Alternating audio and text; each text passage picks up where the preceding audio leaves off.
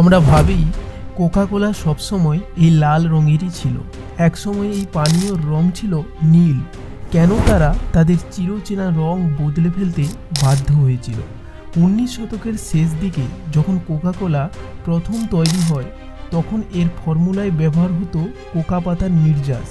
মজার ব্যাপার হলো, সেই সময়কার বিশেষ কিছু ব্যাচে পানীয়টির রং স্বচ্ছ বা নীলচে আভা দিত। কিন্তু কোম্পানি দ্রুত বুঝতে পারে লাল রং মানুষের খিদে তৃষ্ণা বাড়িয়ে দেয়, তাই তারা বিপণের জন্য লাল রঙকে বেছে নেয়। দ্বিতীয় বিশ্বযুদ্ধের সময় রাশিয়ান মার্শাল জর্জি জুক কোকাকোলার ভক্ত হয়ে পড়েন। কিন্তু সোভিয়েত ইউনিয়নে আমেরিকান এই পানীয় পান করা রাজনৈতিকভাবে নিষিদ্ধ ছিল। তখন তার জন্য বিশেষভাবে তৈরি করা হয়েছিল হোয়াইট কোক, যা দেখতে একদম স্বচ্ছ ছিল, যাতে কেউ না বুঝতে পারে তিনি কোক খাচ্ছেন। কোকাকোলার আসল রেসিপি বা ফর্মুলা আজও পৃথিবীর সবচেয়ে সুরক্ষিত রহস্যগুলোর একটি। বলা হয় মাত্র 2 জন মানুষ এই রেসিপি জানেন, এবং তারা কখনোই একই বিমানে ভ্রমণ করেন না।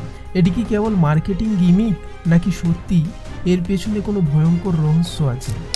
সবচেয়ে অবাক করা তথ্য হলো 1903 সাল পর্যন্ত কোকাকোলার প্রতি গ্লাসে প্রায় 9 মিলিগ্রাম কোকেন মেশানো হতো। অর্থাৎ আজ যা রিফ্রেশিং ড্রিঙ্ক, তা একসময় ছিল স্রেফ এক ধরনের নেশার ওষুধ। এই অন্ধকার ইতিহাস কি আপনি জানতেন?